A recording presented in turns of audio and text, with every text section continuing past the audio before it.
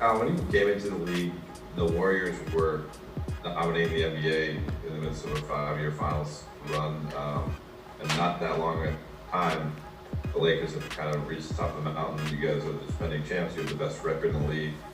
What's it been like to kind of experience that power shift, and what's the experience of being on the team that is clearly has the biggest target on its back? Yeah, I've been here, the longest, especially in this division. So, just seeing the Warriors go from, like you said, multiple final appearances to,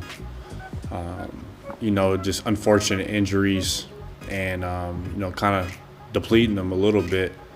It's just a cycle of life in the NBA from a team's perspective. It's very hard to be a San Antonio Spur and go to the playoffs 20 plus years. And like I said, they had unfortunate injuries, and even this year too. But they're still the Warriors in a sense. They play Warriors basketball. Anytime Steph's out there, the greatest shooter ever. So, they're still a formidable team. Kyle? Hey Kyle, sort of related to that, so many of the key players on this team are under contract for the next couple of years, including yourself. I know every year has its own goals, and I'm sure you guys want to win a championship this year, but do you find any of your goals or any of sort of your vision kind of reaching out beyond and creating that dynasty that similar to what the Warriors had? Yeah, for sure. I think, obviously we play basketball to win championships. We got one, and we saw how hard it was to get that one championship, but we're in uncharted. Some of us are in uncharted territory. Obviously, you got LeBron that's been a part of dynasties, and for us, trying to get to that plateau and peak to continue to win championships is a tough, lofty goal. But I think that's what we kind of all put out to do. Seeing guys sign contracts to be a part of a championship window, and just try to make it happen, because we have such a small time in the NBA, and even smaller of a window to when you're talking about dynasties to make it really happen. So got to get there first. That starts with trying to win championship number 2. But we can slowly try to get there if we continue to focus on what we need to focus on. Melissa? Hey Kyle, how much has LeBron James' outspokenness on social justice encouraged you personally and encouraged other guys around the league to speak up regardless of whatever the potential fallout may be? Yeah, I mean, you're always gonna have fallout.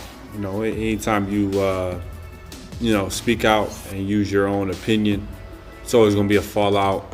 Just from the simple fact that in the world that we live in now, even prior, everyone has their own opinion and everyone's entitled to it. But this day and age with social media, everyone has an opinion and you see it. So you may say something whatever you believe in, and there's always going to be backlash because people don't agree with. There'll be people that agree with you and some that don't. And I think when you're talking about social justice and you're talking about whatever you may be talking about, it's just up to you to believe in what you think, and build that awareness. So, Last question, Jordan Richard. Hey, Kuz, you've had a double-double in 2 out of the last 3 games. Has being active on the glass been one of your, main focuses? And you've also shot over 50% in 2 out of the last 3 games from 3. Just talk about like your rhythm getting back and just your focus with rebounding and, having high rebound totals in the last 3 games. Yeah, I've been really focused on, just real focused this season on, just doing what I got to do to, impact the game for this team. And, for me, just playing with energy and, just trying to create extra possessions for this team and,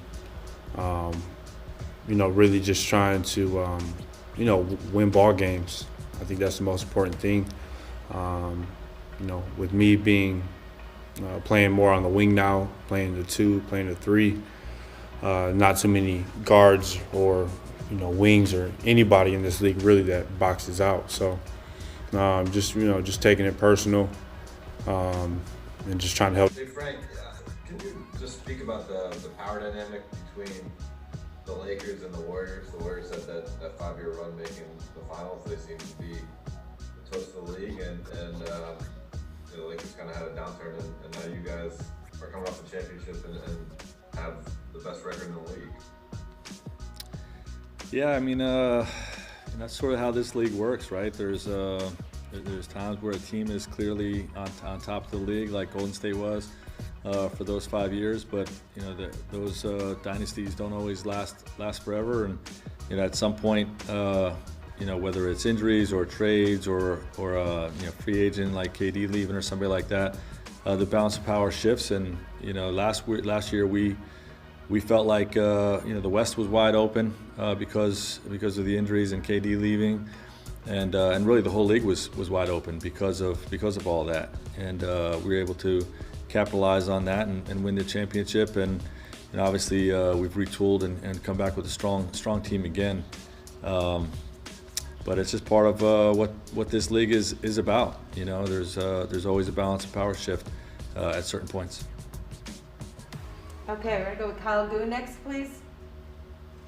Hey Frank, you talked about how you like a certain element of randomness in the offense, and based on the stats that we have available to us, it looks like you guys don't lean too heavily in any one sort of frequency of play type.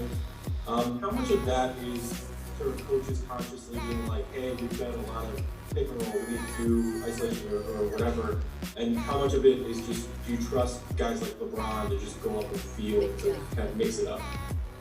Well, I've always empowered my point guards to call the action, so to speak. Going all the way back to when I was coaching in Indiana, I just think it's it just empowers your player leadership in that regard. And I'll have the ability to get our guys in certain actions when I see fit. And but the main thing is to play with pace.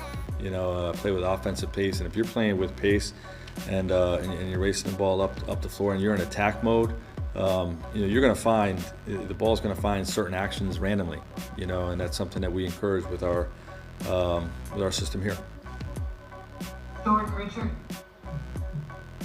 Hey coach, you guys have an elite coaching staff, with you, Phil Handy, Jason Kidd, Mike Pete. Can you just talk about the job you guys have done, with very limited practices, this season? Well, thank you. And my coaching staff really does do a great job. They first of all, they show up with an impressive resume.